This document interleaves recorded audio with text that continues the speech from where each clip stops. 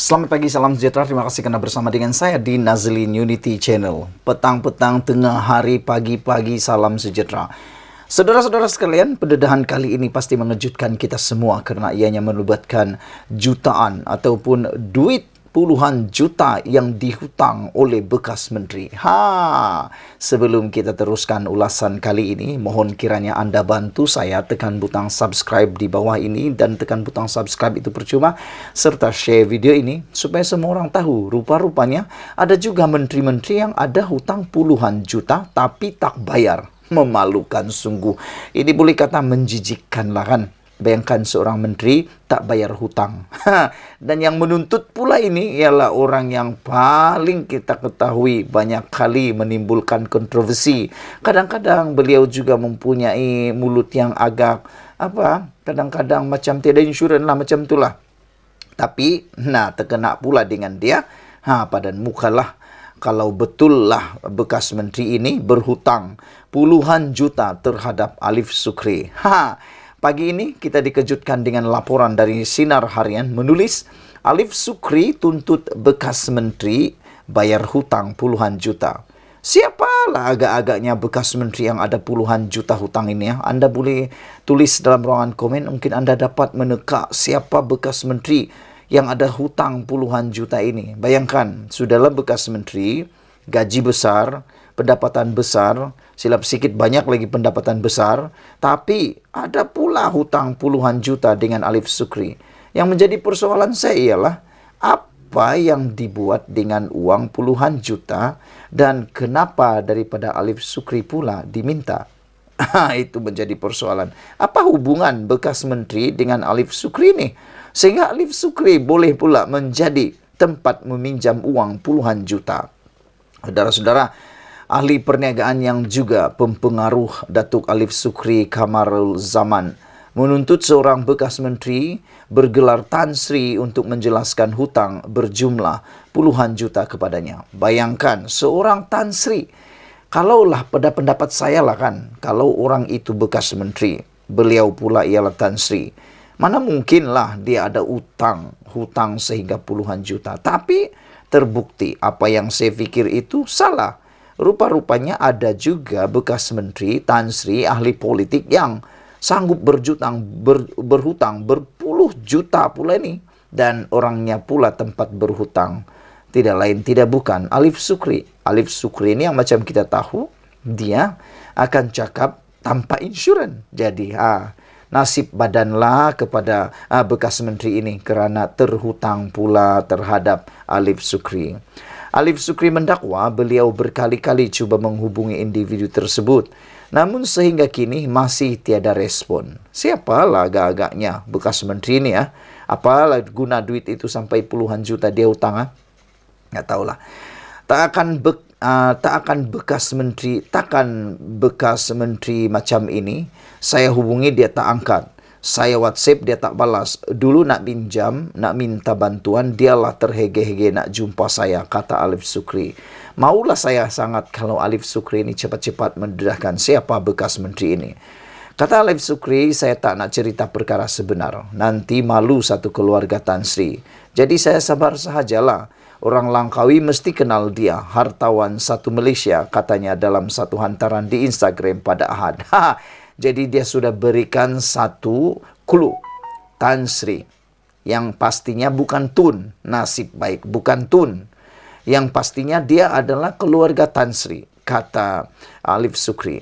Dia kata nanti malu satu keluarga Tan Sri. Dan orang itu ialah orang Langkawi mesti kenal dia, kata Alif Sukri. Tak pastilah dia orang Langkawi kah, dia tinggal di Langkawi kah, tapi yang pasti Alif Sukri kata orang Langkawi mesti kenal dia, hartawan satu Malaysia. Yang hairan, bagaimana seorang hartawan yang terkenal boleh berhutang puluhan juta? Apa yang dia buat? Apa yang dia guna dengan duit itu? Hantaran tersebut mendapat perhatian pengguna di laman maya berkenan dengan perkara tersebut dengan 9,756 tanda suka diberikan. Pemilik akaun bernama Fizi Hasan 88 mendakwa bahawa dia cukup mengenali Tan Sri itu. Saya kenal Tan Sri ini sebab saya pernah bekerja di hotel miliknya. Wah, rupa-rupanya ini identiti dia. Tan Sri ini ada hotel. Wah, pertama dia dikenali di Langkawi kerana dia hartawan di Langkawi, kata Alif Sukri. Selain itu, dia juga ada hotel menurut Fizi ini. Dia ada hotel. Menurutnya lagi, saya berhenti dari hotel itu pun sebab malas nak sebut, kata Fizi Hasan 88 dalam ruangan komentar hantaran Alif Sukri itu. Seorang lagi individu bernama Eza Azaiti dipercaya bekerja di bawah Tan Sri tersebut berkata, ramai dalam kalangan pekerja tersebut termasuk dirinya tidak dibayar gaji semenjak pandemik COVID-19 dahulu. Teruk juga Tan Sri ini ya. Sudahlah bekas menteri, hartawan lagi tapi tak bayar gaji pekerja sejak pandemik COVID-19. Aduh, jijiknya. Saya jika ada halal dunia dan saya tidak akan halal dunia dan akhirat duit gaji saya, ujar beliau. Coba teka, agak-agak kamu kenal ke siapa yang didedahkan oleh Alif Sukri ini. Sebelum kita berpisah, awas jangan ingat menteri, bekas menteri kaya raya. Mereka mungkin kelihatan kaya raya, besar keretanya, besar rumahnya, istrinya mungkin 1 orang atau 2 orang atau 3 orang atau 4 orang. Janganlah kamu terkejut kalau tiba-tiba pula didedahkan berhutang puluhan juta. Dan janganlah juga kamu terkejut kalau orang itu tidak mau bayar gaji. Sudah kaya, tak bayar gaji. Sudah kaya, tak pula bayar hutang lagi. Sebelum kita berpisah, sila tekan butang subscribe dan share video ini. Dan jangan lupa berikan komen Anda. Coba teka siapa orang itu, ikuti terus ulasan selepas ini. Selamat pagi, salam sejahtera. Terima kasih karena bersama dengan saya di Nazilin Unity Channel. Saudara-saudara sekalian, isu yang hangat melibatkan Anwar Ibrahim dan Hadi Awang hari ini ialah apabila satu tular di media sosial yang menulis doa ambil Hadi atau ambil nyawa Hadi. Apa komen Anwar Ibrahim terhadap komen yang tular ataupun tulisan yang tular ini? Saudara-saudara sekalian, sebelum kita teruskan ulasan kali ini, jangan lupa tinggalkan komen Anda. Menurut Anwar Ibrahim, doa ambil nyawa Hadi, Anwar tuntut supaya Zaki minta maaf segera. Inilah kualiti kepimpinan Perdana Menteri yang kita mahu. Kualiti kepimpinan yang mahu kita ada di Malaysia ini. Yang mana walaupun bersengketa, walaupun bermusuhan dalam bidang politik, namun tetap juga memikirkan tentang adab dan juga batasan. Anwar Ibrahim walaupun kita lihat dikecam hebat oleh semua pemimpin termasuk musuh politik beliau, namun Anwar Ibrahim masih mempunyai batasan yang kita lihat kualiti kepimpinan yang luar biasa. Sehingga kan Anwar Ibrahim menyular tindakan seorang ahli yaitu Zaki yang mana telah menulis doa ambil nyawa Hadi sebagai satu perbuatan yang melampau.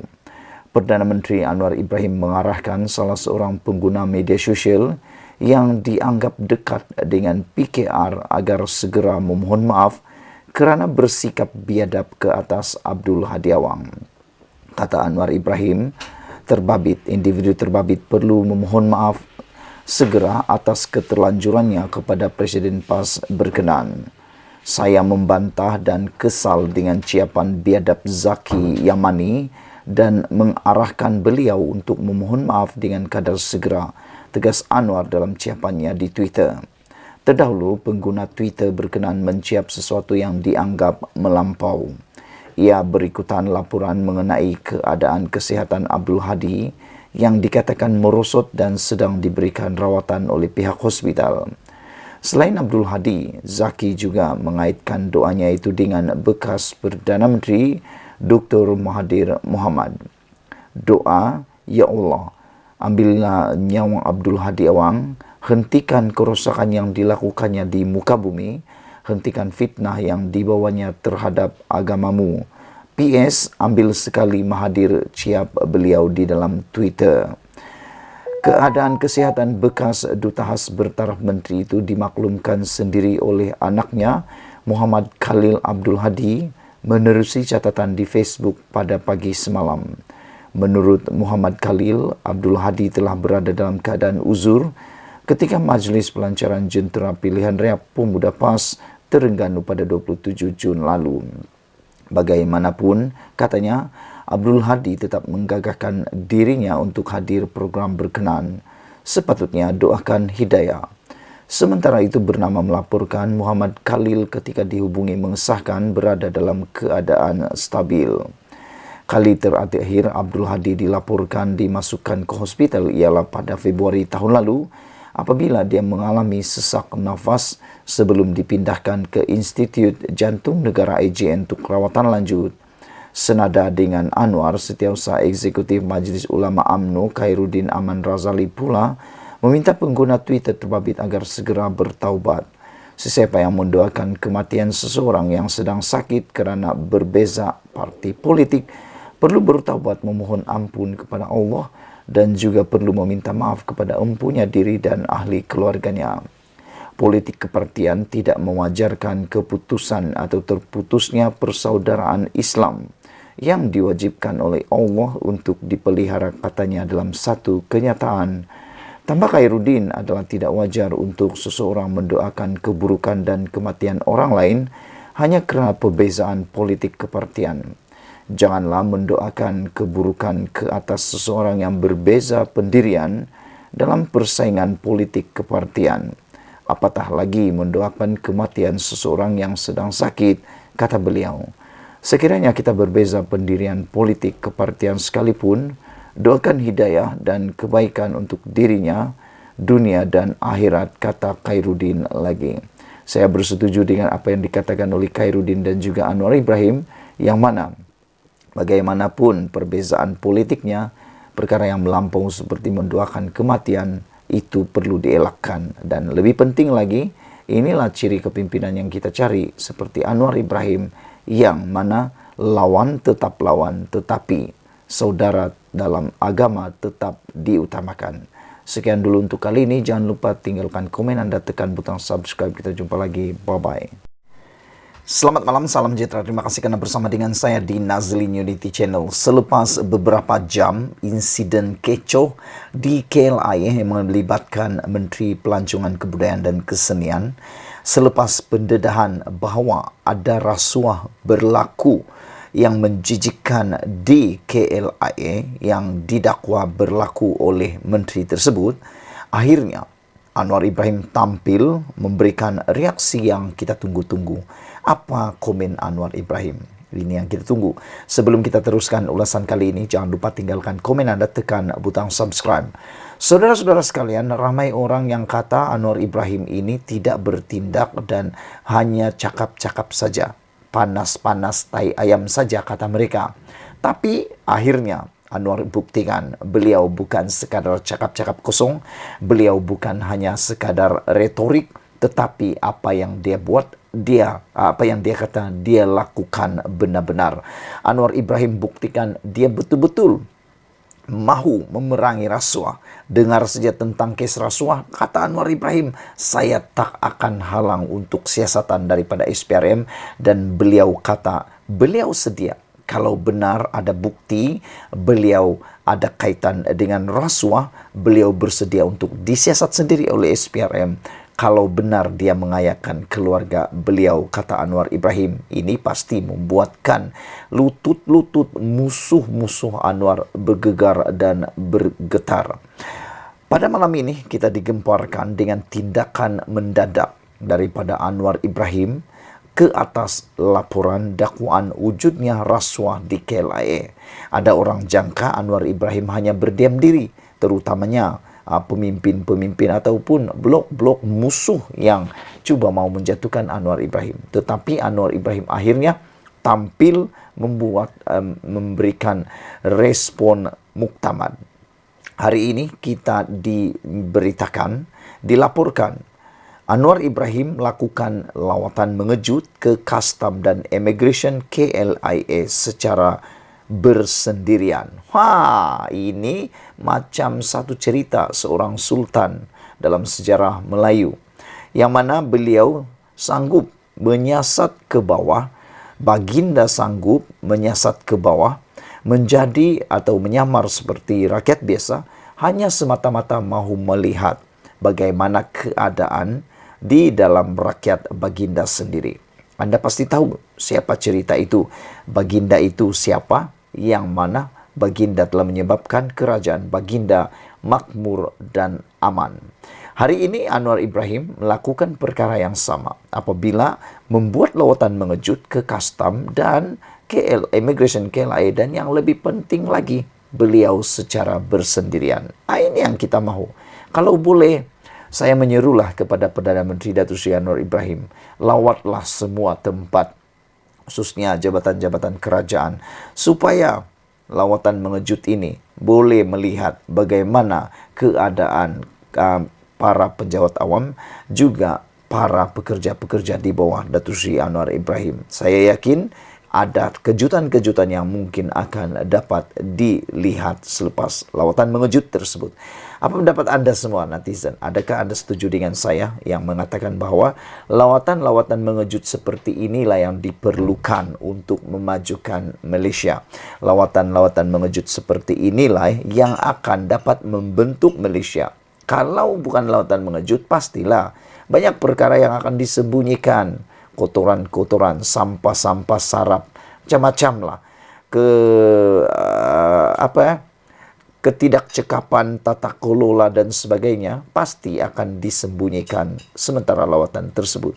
Tapi dengan lawatan mengejut dan juga lawatan bersendirian ini pasti akan memberikan kejutan yang lebih besar. Apa pendapat kamu? Adakah kamu setuju dengan saya? Kalau kamu setuju, coba cadangkan. Agak-agak di mana Datuk Seri Anwar Ibrahim perlu membuat lawatan mengejut seperti yang dia lakukan di KLIA ini.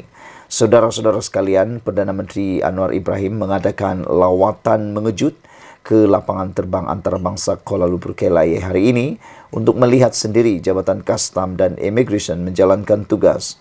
Perkembangan ini hadir susulan insiden pada Khamis yang melibatkan seorang menteri pelancongan dari China dan menteri dan pelancong dari China dan dakwaan rasuah melibatkan pihak berkuasa. Dalam satu kenyataan hari ini, Anwar berkata Kabinet akan membincangkan perkara itu Rabu ini dan memberi jaminan bahawa siasatan akan dijalankan berhubung perkara itu. Tindakan akan diambil terhadap mereka yang terlibat sekiranya terdapat sebarang kesilapan yang tidak sepatutnya berlaku sehingga menjejaskan operasi, katanya, memetik Malaysia kini. Khamis lalu, Menteri Pelancongan Kesenian dan Kebudayaan Tiong King Sing melepasi kaunter imigresen untuk menyelamatkan seorang pelancong yang ditahan. Menteri itu mengakui perbuatannya dan berkata ia bagi mendedahkan rasuah di kalangan pegawai KLIA di KLIA.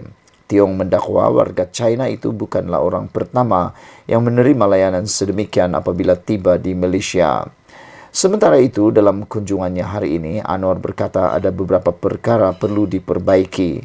Umumnya, majoriti petugas imigresen berjalan dengan baik, cuma ada beberapa masalah. Kita adakan siasatan untuk perbaiki atau jika ada kesilapan, kita ambil tindakan yang sewajarnya, kata beliau.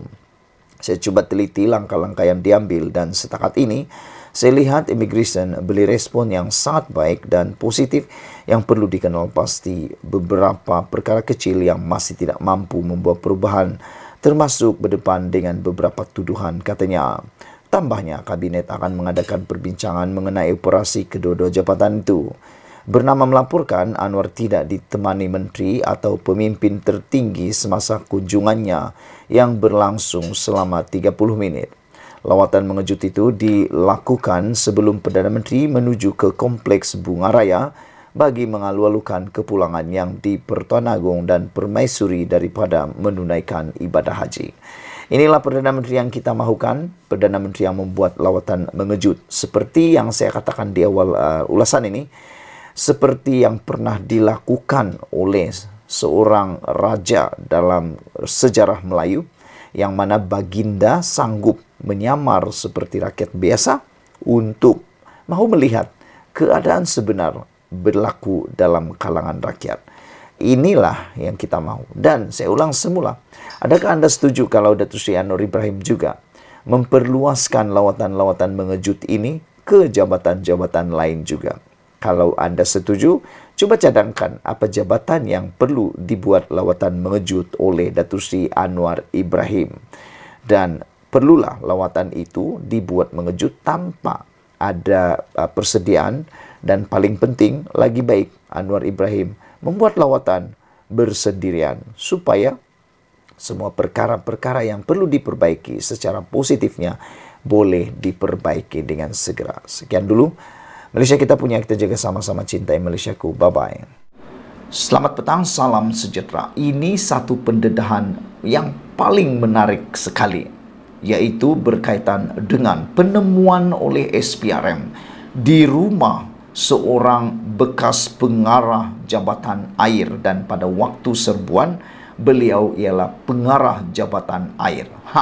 Dan apa yang ditemui oleh SPRM ialah duit tunai. Tunai saudara, bukan cukai, bukan cek, bukan online, bukan dalam handphone, bukan dalam cek dan sebagainya, tapi dalam bentuk tunai ditemui sebanyak RM44 juta dalam pejabat, dalam rumah dan dalam kereta pengarah jabatan air di mana? Di Sabah. Rupa-rupanya ini kerja dia selama ini yang orang ramai tak tahu. Nak tahu apa yang dia buat sampai dia boleh dapat 44 juta tunai disimpan dalam pejabat, dalam rumah, dalam kereta, dalam entah di mana lagi. Ini yang dia buat rupa-rupanya. Tapi sebelum Anda tahu apa yang dia buat, sila tinggalkan dulu komen Anda tentang isu duit RM44 juta tunai ini. Dan juga bantu saya, tolong tekan butang subscribe di ruangan subscribe. Tekan butang subscribe itu percuma dan Anda tak perlu bayar apa-apa, dan membantu saya mengembangkan channel ini. Saudara-saudara sekalian, uang tunai kira-kira 44 juta, 921 barang kemas, 86 jam tangan mewah, dan 93 unit beg tangan berjenama ditemui dalam serbuan di pejabat rumah dan kenderaan milik bekas pengarah Jabatan Air Negeri JNS Awang Muhammad Tahir Muhammad Talib. Hishamuddin Muhammad Esa berkata, uang tunai RM23 juta ditemui di atas meja perabot. Di atas meja perabot, sofa panjang, kabinet televisyen, dan kabinet kayu, serta di dalam beg semasa serbuan pertama di pejabat Awang Tahir. Anda dapat bayangkan? Mari saya beritahu. Bayangkan kamu masuk ke dalam pejabat bos kamu, kamu temui duit 23 juta. 23 juta, bukan 2,3 juta. 23 juta ditemui di mana? Di atas meja pejabat. Atas meja pejabat ada duit belonggok, dikira 23 juta. Selain itu, di sofa pejabat. Sofa pejabat, kamu tahu sofa pejabat? Sofa pejabat, Anda masuk dalam sofa pejabat bos kamu, masuk dalam pejabat bos kamu, buka pintu, duduk di atas sofa panjang, ada duit tunai. Yang lebih menarik lagi, dalam kabinet televisyen. Sekarang aku nak suruh kamu semua pergi ke kabinet TV kamu, buka, agak-agak ada duit tak? Adalah dalam 5-6 ringgit kan, 10 ringgit, 100 tak mungkin lah, takut hilang kan. Tapi bos yang ini, apa dia buat? Letak duit dalam kabinet televisyen. Dan paling menarik lagi, dalam kabinet kayu. Orang ni simpan duit dalam peti emas, dalam peti besi, dengan kunci dan macam-macam. Tapi bos yang seorang ni simpan duit merata-rata. Boleh kata taburlah, bertaburan di meja pejabat, di sofa panjang, kabinet televisyen, dan kabinet kayu, serta dalam beg semasa serbuan. Dan jumlah yang dirampas ketika serbuan pertama itu berjumlah 23 juta. Bukan 2,3 juta, 23 juta. Seterusnya, beliau berkata, 9 juta lagi ditemui di dalam boot Mazda, RM 4 juta di dalam boot Mercedes-Benz, dan 8 juta lagi di dalam peti keselamatan di rumah Awang Tahir. Hishamuddin turut menjelaskan secara terperinci kepada mahkamah lokasi bungkusan wang, barang kemas, dan jam tangan yang terdapat di setiap sudut pejabat Awang Muhammad Tahir, di pantry, rumah, dan kereta pada Pulan Lakaran, dengan merujuk kepada setiap gambar yang diambil. Anda dapat bayangkan itu?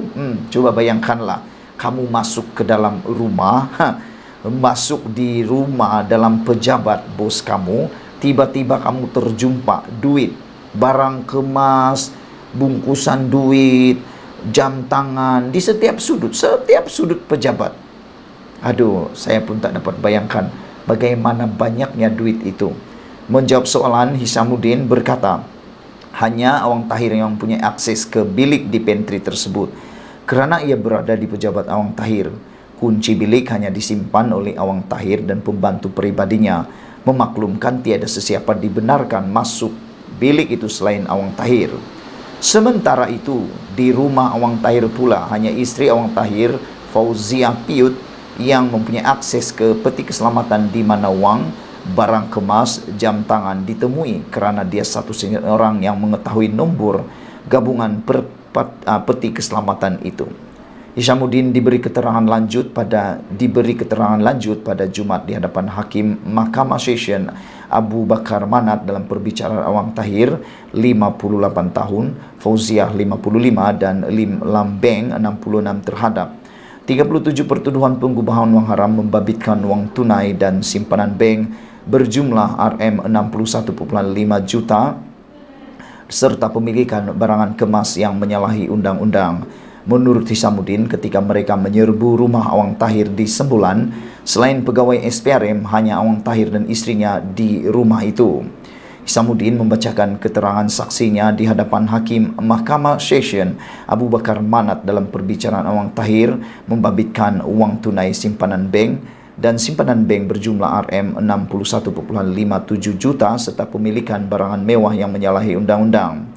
Sementara itu, saksi ke-41 pendakwaan memaklumkan kepada mahkamah bahawa sejumlah wang tunai Rm14.000 ditemui pada rakan karib wanita Awang Tahir ketika serbuan di kondominium itu milik wanita itu.